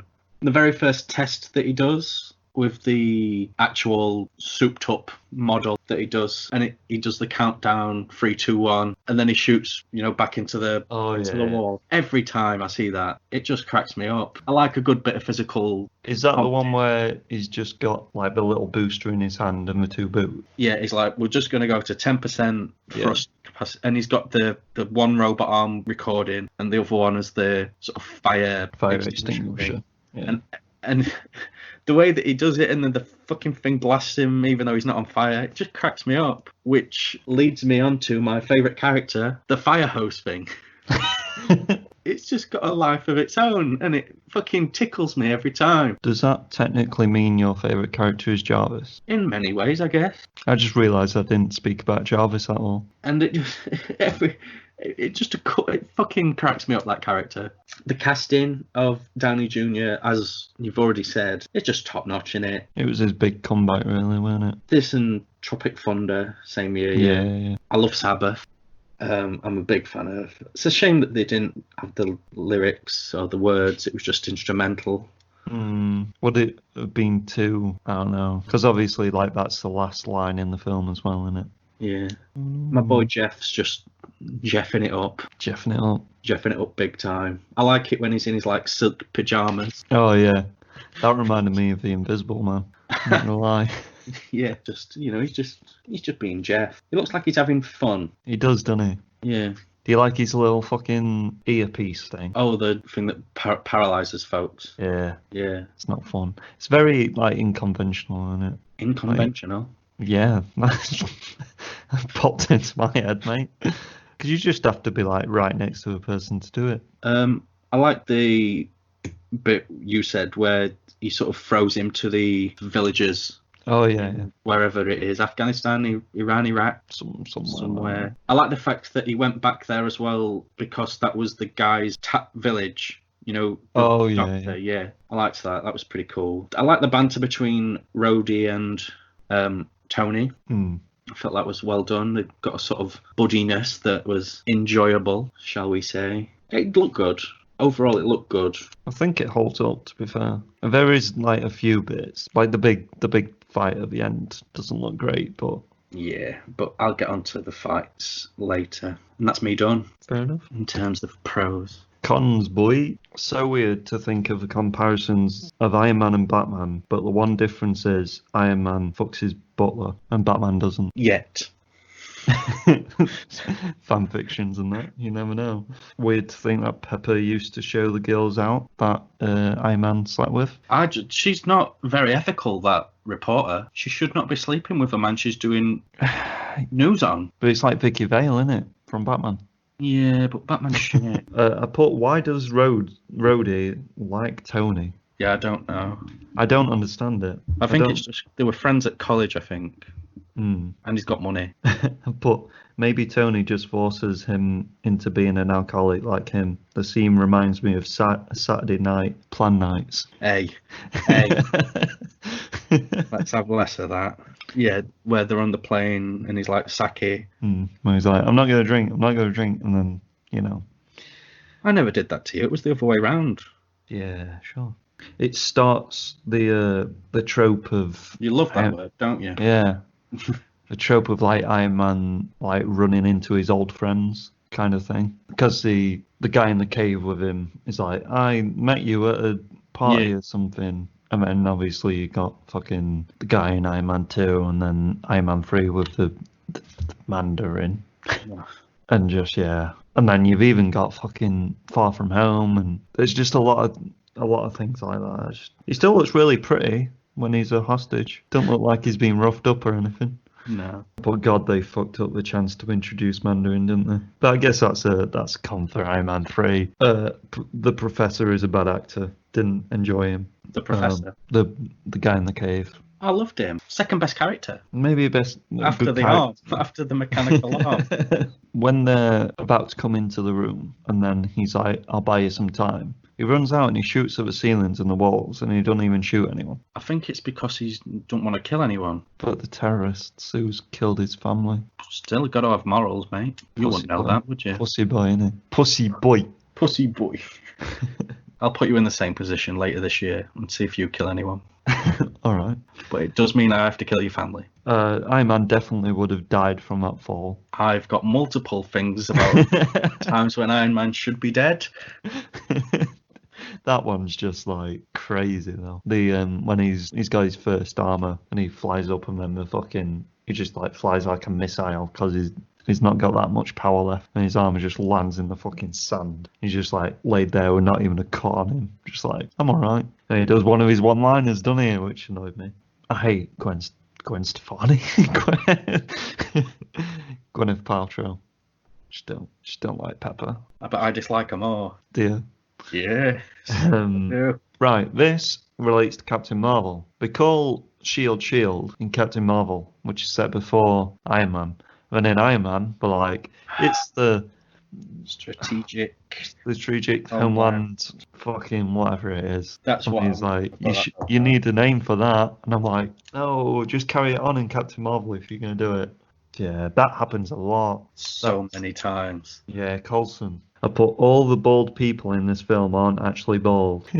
Like, you can see the 5 o'clock shadow of the head on Jeff. And then there's that guy later when they're discussing the arc reactor tech, who's the guy in Far From Home. You can see he's not actually bald either, even though he's got like, they've shaved like the top of his head. Just why make them decisions? I kind of get it with Jeff Bridges, but just get a bald actor for the other guy. Putting bald actors out of business. Jason Statham, man. It's got the big beam in the sky. Every superhero film, well, not everyone, but most superhero films have a big beam in the sky trope. I'm not sure if this was actually the first one to do it. I'm not sure if it's in a Spider-Man film or a Fantastic Four film before that though. But yeah, it's just bad, isn't it? And then I've just put Shield for my last con. Go on. Rip it apart. He literally should be dead within like the first 8 minutes when the missile lands next to him. I hate Gwyneth Paltrow as a person, as a human. She's very overrated, isn't she? She should be underground, but alive. No, that's a film with Ryan Reynolds. And we, just make her eat goop shit. Goop shit. To stay alive. Because she's... Oh, I hate her. Shooting at all the bombs when he's breaking out of the cave with his thing. Bombs explode. Oh, yeah. Bombs have a bigger radius than that.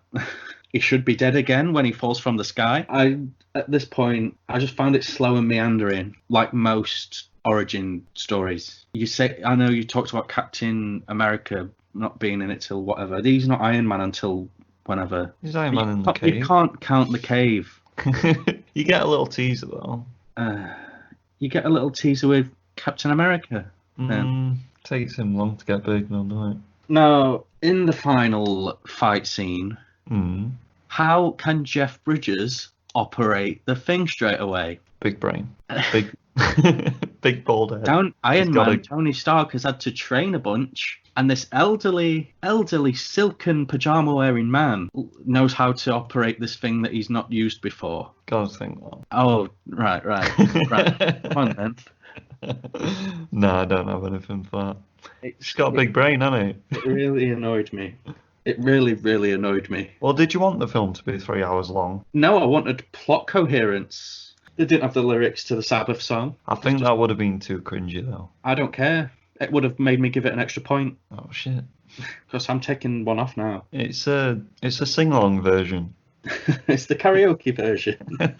I just found it very slow. It's not slow. It is. Nah. For me, this is the equivalent of slow. Just a word. Yeah. Look up the definition of the word slow in the dictionary and you'll see a picture of Tony Stark. And the alcoholism was not subtle, as you said. It's subtle to someone who's not been alcoholic. I have less cons than Captain Marvel, at least. Hey. And it's, AC/DC is always a banging thing to have on a soundtrack. Nice. I'm going to do my summary. A good overall film with a good story and leading characters. Beginning of Tony's character arc and shows off his pros and cons without being too in your face. I guess the alcoholism is a bit. But supporting characters are hit and miss, but Jeff Bridges' Obadiah is beautifully evil. Not perfect, but the best Phase 1 film for me. Better than Avengers? Maybe. I haven't watched Avengers in a while, to be fair. But when I did write that, I forgot that Avengers were a Phase 1 film. It's the end of Phase 1. Yeah. What's your summary? Slow but fun, Downey great. Downey great. And Jeff Bridges, come on. Yeah, slow but fun, Downey great. And Jeff Bridges. Slow but fun, Downey great. I give it 5 out of 7. I give it 4 out of 7 Fair. because I'm not evil. But because we're allowed to do points now, I'm giving it 3.5. All right, that's fair. That's fair. Right. No, well, I'm giving it 4. I'm giving it 4. Oh, well, that's the end of our part 1 of the Marvel Cinematic Universe. Part 2 will be Iron Man 2. Iron Man 2, Hulk 4. 4. Well, best to worst so far is pretty easy for me. Captain America number 1, Iron Man number 2, Captain Marvel languishing with 2 out of 7 in last place. Obviously, Iron Man's number 1. And joint second place. No, you can't do joint second place. I'm gonna Captain America second place because Captain America is just a way better character, and the film says Captain Marvel, and the Captain Marvel aspect of all the film was garbage. So Captain Marvel last. Rightly so. Yes. Is it going to stay there? Who knows? Probably. I don't know. For me, I don't know. But we won't discuss that. We won't. But yeah, that's our big pineapple done and dusted. Wrestling news. It's wrestling news. Del Rio. He's been a naughty boy again. It's a very naughty boy, isn't he? This time for really bad things. He's been arrested, hasn't he? Yeah. But is the charges for the beating? Well, he's been accused of raping and threatening a kid. Not Right. raping the kid, he's raped the woman. Rape the woman, threaten the kid. Yeah, apparently. He's just a big twat, eh? I hate him. Remember when he were married to Paige? Yeah. Did they end up getting married, or were they just engaged? I think it were engaged. He's a bad man, and he's a Yeah. bad wrestler. And he slapped her. Jesus Christ. And then he made her put on a dress and dance for him, but she refused. And then he warned her not to cry or he'd take her son and drop him off in the middle of the road somewhere. What is wrong with him? And then he tied the woman's hands with boxing straps, put a sock in her mouth and sexually assaulted her for several hours using various objects. Fucking hell. Foreign object, mate. DQ that. Well, I hope he gets many years in prison and stripped of any wrestling accolade that there is, because he's a cunt. Should we move on? Yes. Sami Zayn has been stripped of the IC title now.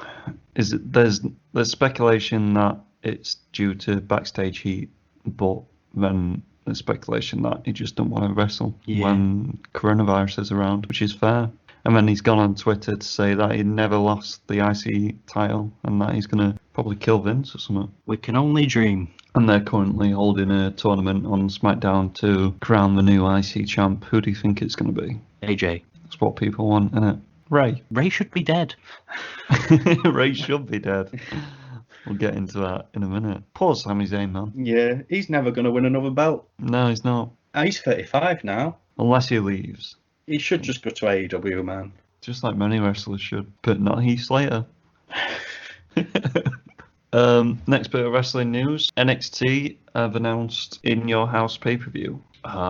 It said that DX has taken over NXT. I'm not really sure what this is about or what it's going to be.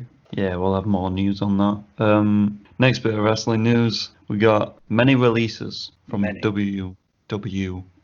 We've also got Mike Tyson. Oh yeah, we'll talk about that in a minute. It's all coming back now. The biggest release, I guess, is Sting, isn't it? Yeah. Being released out of his contract with WWE. Some are speculating that he's going to go to AEW for a wrestling return. Who knows? I don't. Do you want to see it, or do you want to see him just rest and not break his whole body in two? I want Seth Rollins to go back in time And not be break unborn. it. Oh. Yeah, that'd stop a lot of injuries. I want Daddy Rollins to have worn a condom. Who else has been released? Drew Ziff Gulak. Gulakis. Gulak, who was in the sort of thing with Daniel Bryan, so big loss. Tag, yeah. Great wrestler. Someone should sign him up straight away because he's a lad. He's just not interesting though, is he? Don't have any character. You don't have any character. He don't though, does he? Come on, he looks like a rip-off Daniel Bryan. You look like a rip-off Daniel Bryan. Don't.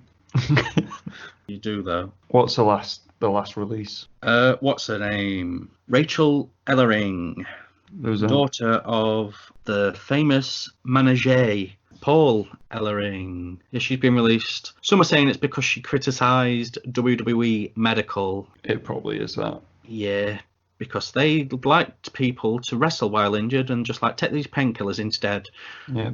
Drugs will sort you out, Don't mate. get better, just take these pills. WWE's slowly crumbling, I think. Just got AEW tapping at its legs. They're even stealing Mike Tyson, aren't they? They are. What is this, 1998 all over again? You know, Iron Mike's going to be a fucking special guest host. Is there to present the TNT Championship, I believe. Right. Just like Jack Whitehall.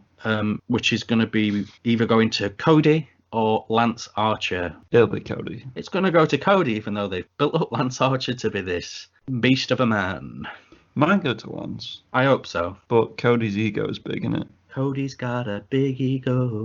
Last bit of wrestling news, but we have got to talk about a WWE pay-per-view that we live streamed, I guess. Becky Lynch is pregnanto. With my baby. Your baby. Not Seth Rollins, your baby. You heard Baby that here Pineapple. first. It's going to come out half pineapple, the bottom half. She's not being called the man anymore, she's being called the mam. Is she really? God, I hate that. They've got t-shirts, mate. Already? Yeah. Oh, God. Yeah, Oh, apparently she she said- wrestled. She knew she was pregnant at WrestleMania, so she wrestled with a baby inside her. That's risque. Yeah. Should we talk Money in the Bank? Let's. Oh, what an interesting pay-per-view it was, eh? Well. You know, Rey Mysterio died. Aleister Black died. We won't go into much detail, but It was a card of ups and downs. More downs than ups. I enjoyed it more than WrestleMania, though. It was shorter. Well, yeah. That's 24 hours shorter. Yeah. So Asuka won the women's thingy. What's it? So has she still got the briefcase then? Yeah, she's got both. Okay. So now she can go for SmackDown one, I guess. Or NXT. Or NXT, yeah. Fucking Charlotte, man. It's mistakes. It's surprises like this that make stars, though. It's Kofi, you know? You got Asuka. Asuka should be undefeated still. Fucking Charlotte. She's not Undertaker, that mate, is she? Fuck Undertaker. I couldn't care less about him. But yeah, Money in the Bank. It was fun. The Money in the Bank match were fun. You know, we got some cameos from everyone that used to be in WWE. Brother Love, Doink, Johnny Ace, and Janitor at one point. And Vince, then, Steph with a weird fucking yeah, that was weird. speech thing. Yeah. That was peculiar. The Drew and Seth match were good. Yeah, it picked up certainly after the first sort of half. The tag team match, as I said, were good at the start. Yeah, match of the night for sure, the tag team match. What did you think about Otis getting the men's? Yeah, I don't like it. We had a forfeit, just like We WrestleMania. did, just like WrestleMania. This time, the analyst joined us in our live stream, and the forfeit was to do a shot of hot sauce. It's fucking. He chose fucking ridiculous He did. predictions. You know, it was up and down, weren't it? Yeah. You know, he was losing, then he was winning, and then right before the Money in the Bank match, we all tied. So it was all down to whoever won Money in the Bank. You had AJ, I had Baron Corbin, and he had Rey Mysterio. Who died, R.I.P. Yeah. When Rey Mysterio got chucked off the building, that suddenly upset the analyst a bit. I think he was like, right, I think it just upset give me Rey that hot Mysterio's sauce. family. Yeah, probably. And then it came down. It was AJ and Baron on the ladder. So our picks, it was down to them. We were like, here we go, the fight of the century. Because none of us ever, within our minds, believed that Otis Could have won. could have won. Baron and AJ on top of that ladder, smacking each other to hell. And then AJ grabs it off, Baron smacks it out of his hands, and Otis grabs it. And then we all realised we all had to do a hot sauce shot. But you, my dear friend, took the L for the WrestleMania, so... I didn't, though. You did, though, didn't you? No, I didn't. Definitely did. Because I got the Gronk card. That's the worst thing in the world. And that's an extra 5 points. But, you know, you're going to get slapped straight after doing a shot of hot sauce. I'm going to get slapped. I'm going to get slapped first. And then do that. No, I don't know. No, I'll get slapped after. Or do it before. No, get slapped after. I like being in pain, so it's fine. Who are you getting slapped by? The analyst. The analyst, yeah. You're going to be fucked. He's got big hands, mate. Yeah, I know. But I guess that's the end of the wrestling section. It is. Let's go straight head on first into the awareness section, shall we? Let's do this thing. Well, I just want to talk about postnatal depression. A lot of women go through this after giving birth. Yep. And it's kind of not really spoke about. A lot of people speak about the baby blues, but that's just kind of another kind of write-off of, oh, they're just being a bit upset kind of thing. I just wanted to quickly just give a shout out to many organisations that might give information and help. One that I found really helpful was, it's called Tommy's, so it's tommys.org, that gives you a really good insight into what it is and what the difference between postnatal depression is and the baby blues. Is that YS or IES, Tommy's? Oh, YS. Okay. Just like Mind have stuff on it, the NHS have stuff on it, but I think that Tommy's is a really good example and description of the actual condition that women go through. So yeah, and you know, many baby daddas should have a look and just have a little insight into if your partner's feeling down or what you can do to help. Because it can put strains on relationships. It can put strains on the mother feeling affection towards the baby, and that can affect later on in life and just stuff like that. So pretty good to look at. But yeah, short and sweet. We're carrying it on. Awareness section. And I guess it's the social needs. What do you want to do? Shout outs? I'll just shout out to my boy Jamie Manning for doing a banging quiz the other day and for plugging this to our friends who all know about it anyway. I won that quiz, by the way. Just saying. I wiped the floor with them. Did you? They weren't good. Bastards.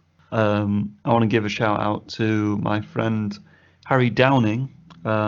He was supposed to be one of our, well, he still is going to be one of our guests on the James Bond episode when that finally gets released. Eventually, yeah. He's a filmmaker. He does short films and that, and he writes loads of scripts, and he recently submitted his film script and his short film that he did for university called Thinking Back, and it won at the Los Angeles Film Festival. He won Best Screenwriting for his Stay Indoors script and Best Script, and he won Best Low Budget Film and Short Film Drama for Thinking Back. Very nice. So yeah, that's just shows you now, little people like us can get some good recognition out there and get a good start in life. Just to give some people some motivation to do what they're passionate about, you know? And yeah, shall we get into social medias? Let's do that, yeah. You can find us on Twitter at Wonder Hour, on Instagram, Facebook, and YouTube at Mr. Pineapple's Wonder Hour, on Apple Podcasts, Stitcher, and Spotify, Mr. Pineapple's Wonder Hour. You know, it's been great. It's been a good one. It's been good. Seaton piped up the other day, commented on one of our videos. What did he say now? Oh, yeah, he's got a lot of time for dead babies. Yeah. What a nasty, nasty man. Bastard, isn't he? Fucking prick. Fuck it, I hate him. We're gonna talk to him later. He's not even going on video. He's too scared to show his gym body, isn't he? I think he'll just be afraid that I've got meme wallpaper. Oh, bless him. No, don't bless him. Jeez. Fuck you, Seaton. I'd give him a 1 out of 7 for. I wouldn't even give him that. 0.7 out of 80. Wow. I wonder what that equates to. Anyway. He did maths at uni. Did he? He did maths at uni? That's like nearly as pointless as doing drama at uni. Guess that's it, innit? Stay fresh. Stay fresh. I miss Charles Dance. Oh. Take a ride on Tony the Pony. Take a ride on Tony the Pony. Please take a ride on Tony the Pony with Mr. Pineapple. Oh yeah, it's Mr. Pineapple's Wonder Hour.